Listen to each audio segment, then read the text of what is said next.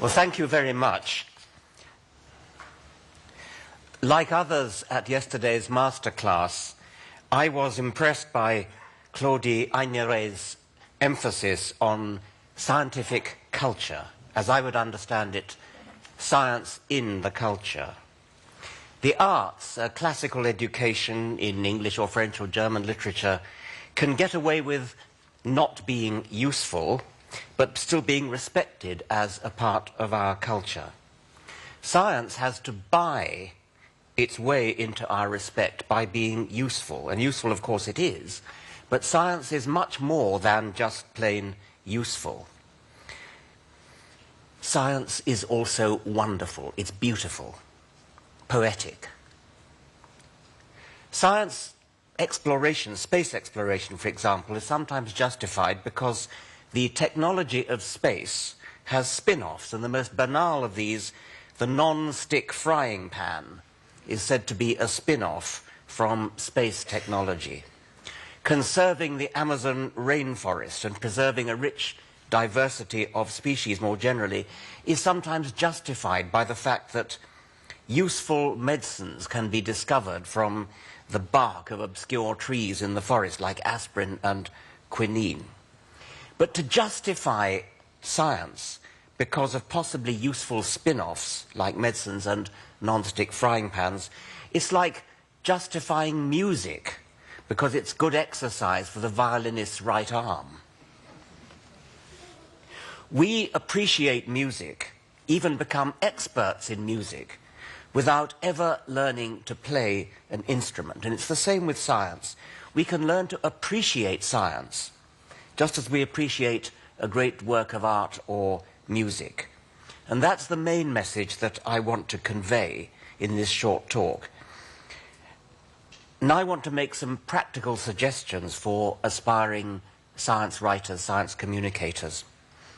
First, obviously, don't dumb down. Science is difficult.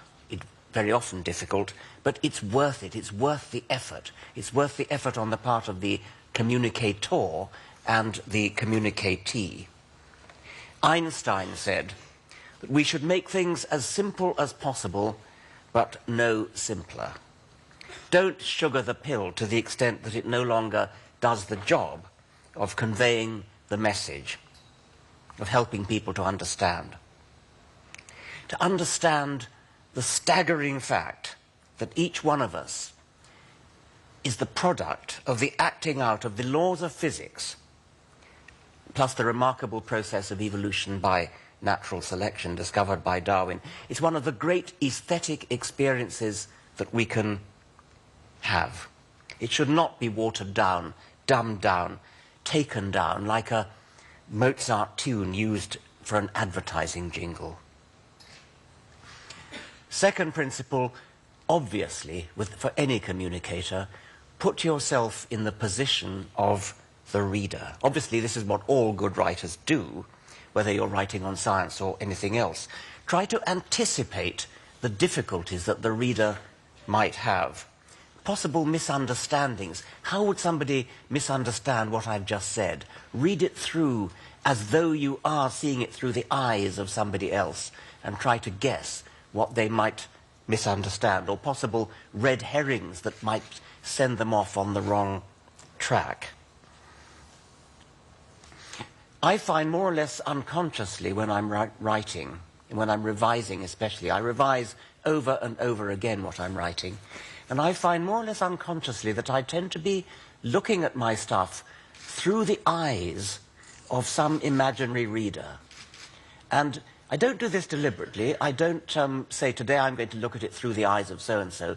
It's just that if I happen to have, I don't know, just received a letter from somebody or put down the phone on somebody, I imagine that it's them who's reading my chapter. And immediately I see things which I didn't see before. I see things because I'm looking through their eyes and noticing things that they might misunderstand. Critical thinking was just mentioned by one of the contributors from the audience. We don't only communicate science in order to tell people the facts of science. We're trying to communicate the way scientists think, critical thinking, and all the other things about the way science thinks. We need to recognize that science has its enemies, that science provokes hostility from people who blame science, incredibly blame science for things like the hydrogen bomb. Obviously, if you want to do bad things, like build terrible weapons, science is the best way to do it, because science is simply the best way of doing anything. So if you want to do bad things, then science is the best way to do it. But equally, if you want to do good things, then science is the best way to do it. We provoke hostility from religion, and I fear that this is particularly so in my own field of evolutionary biology. There's quite a scandal going on in England at the moment about Islamic students, Muslim students, walking out of people's lectures. These are medical students, boycotting lectures on evolution because the Quran says it's much the same as the book of Genesis. And so we do provoke active hostility from people who are anti-science, and we have to recognize that and work our way around it. Different people have different ways of working their way around it. Some people choose to accommodate and be sympathetic. I would say if somebody boycotted my lectures, good riddance, don't come back. And you're going to fail the exam, by the way. Don't just spout facts. As I said, look at critical thinking, but also try to tell a story. If you're writing about a piece of research, tell it as a story, tell it as a problem that was posed and then which had to be solved. How did they go about solving it? How did solving the first part of the problem lead on to a second question, which then provoked new research? That way, if you tell it as a story, it's gripping. People follow the story. They want to know what happened next. I was once editor of a scientific journal, Animal Behavior, and I tried to encourage the authors to tell their research as a story for exactly that reason. You would be amazed at how many papers get submitted to scientific journals that have absolutely no idea of how gripping it is if you tell it as a story. The standard way of setting out a scientific paper, as you know, is introduction, methods, results, discussion. Well, that's all right. It's a bit boring, but that's the standard way of doing it. I would get papers in which you would have, say, a series of 5 experiments where the logical sequence was that experiment 1 led on to experiment 2, and the result of experiment 2 provoked a new question, which then led on to experiment 3 and then to experiment 4, and so on. Obviously, that would be the right way to communicate that research. But do you know what those people did? Introduction. Methods 1, methods 2, methods 3, methods 4. Results 1, results 2, results 3, results 4. That is literally what they did.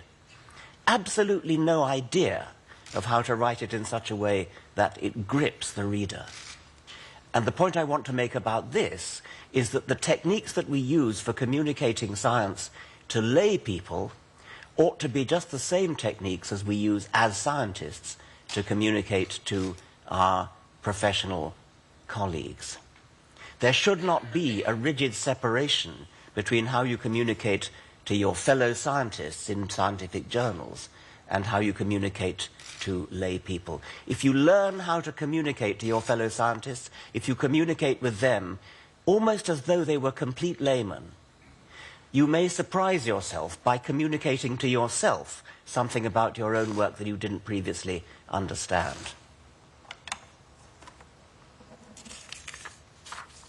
That method of telling a story where each puzzle leads on to a new question and then that leads on to the next question and so on, I find that useful even for explaining how animals work. For example, in one of the chapters of my book, The Blind Watchmaker, I wanted to explain how bats use echoes to find their way around. Well, I could have just explained how it was done, but instead I I used exactly the same method of telling a story where puzzles lead on to further puzzles, solutions lead on to further puzzles. Bats have a problem: how to find your way around in the dark. How might they solve that problem? Well, they might do it this way, they might do it that way, they might do it the other way. Which would be the best way of solving it? Well, this has something going for it, that has something going for it.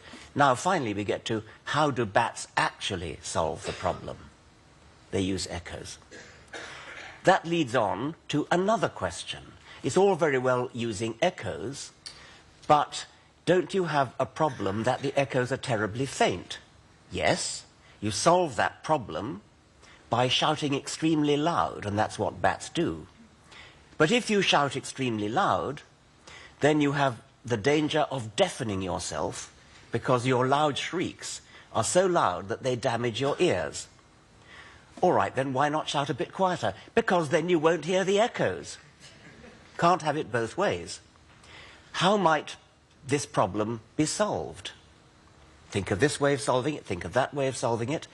How do the bats actually solve it? Well, some bats do it by having a little muscle attached to one of the bones in the middle ear, which transmits the sound. And when that muscle is contracted, the bat temporarily deafens itself. So what it does is it pulls that muscle, temporarily deafens itself, shrieks incredibly loudly, and then releases the muscle to undeafen itself, just in time to hear the echo, which comes back very faint, of course. And when you think that bats have to do this 50 times a second, you realize what an incredible feat of integrated activity that is. And I went on to raise further problems. How does the bat solve them? Further problems that are raised again. How does the bat solve them? So the exact same technique that you use for communicating how scientists work can also be used for communicating how bats work, and of course any other animal. Use vivid analogies. Well, that's fairly obvious, we often need analogies in order to explain difficult things. In my own field of evolutionary biology, one of the things we need to explain is the sheer immensity of geological time. It's vast.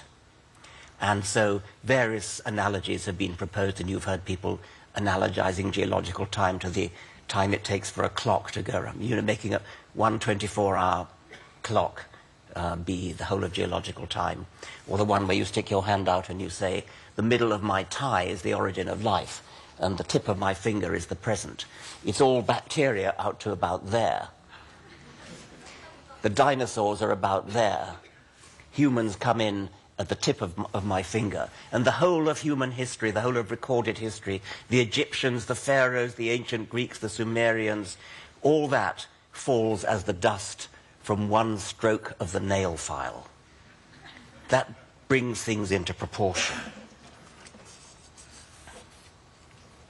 This session is also about communicating technology, and I've rather neglected technology talking about science.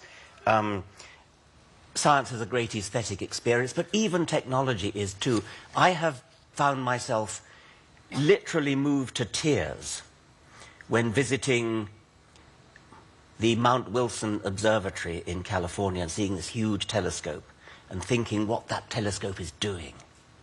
Or I was moved to tears when I visited the Large Hadron Collider in Geneva, looking at this amazing cooperative effort, this international effort of thousands of people all speaking different languages coming together to build this gigantic enterprise in human exploration, one of the finest achievements of the human species. It made me proud to be human. I expressed this poetic feeling of pride in being human in my previous book, The Greatest Show on Earth, about the Large Hadron Collider. And unfortunately, there was a misprint, and it appeared as the Large Hard-On Collider, which rather neutralized the poetry. Unfortunately, the publisher's proofreader spotted the error and removed it. I begged her to put it back in. She said it was more than her job was worth.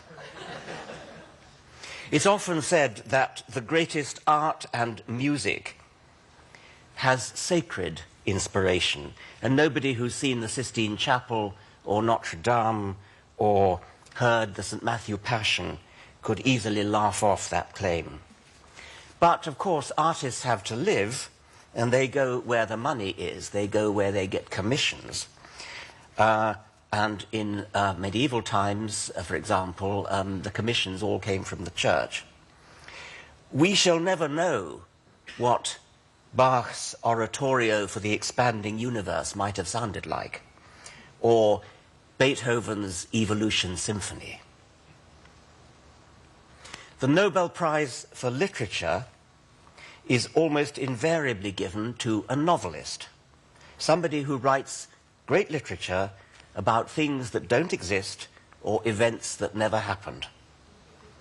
Isn't it about time the Nobel Prize for Literature was given to a scientist? Somebody who writes great literature about things that do exist, things that really do happen in the real world. When you think about it, can you imagine a more worthy vehicle for great poetic literature than the expanding universe? Our galaxy of 100 billion stars, just one of 100 billion galaxies. Or the majestic slow march of geological time and its gradual unfolding in the great diversity of life, culminating in the spectacular firework display of the Cambrian explosion, whose aftermath, 500 million years on, we are part of. Might we send a message to Stockholm from this conference, suggesting in all seriousness that it's high time the Nobel Prize for Literature was given to a scientist? Thank you very much.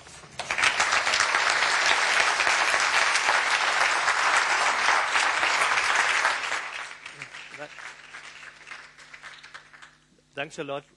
Thanks a lot, Richard, for this fascinating and passionate talks. I just want to ask you to come with us here. You deserve a chair now, of course. Meanwhile, I can inform the audience that you were honored by Time Life as one of the 100 most influential people. Please, here's yours. And Richard Dawkins gets honorary doctorates in both in literature and science.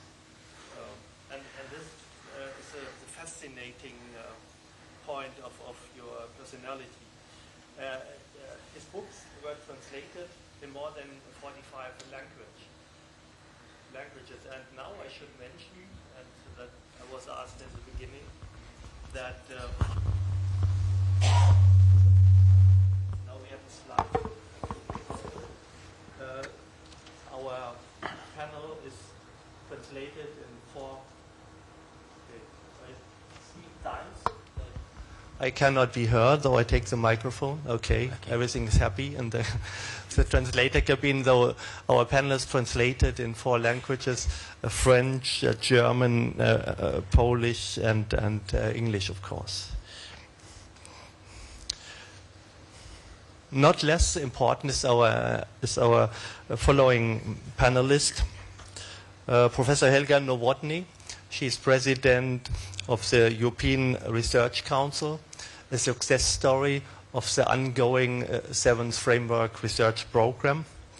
The first Director General was Professor Winacker. Now the president is Helga Nowotny. She graduated at the Swiss Federal Institute, ETH Zurich. She studied in Columbia University at New York, in Vienna, of course, as well, because she is Austrian, by the way. She is member of the Scientific Advisory Board of the Ludwig Millennium University in Munich. She is Royal Member of the Royal Swedish Academy of Science, and last but not least, member of the Academia Europaea. Her latest book, Christmas coming soon, is called Naked Genes, Reinventing the Human in the Molecular Age. I want a warm welcome for Professor Nowotny.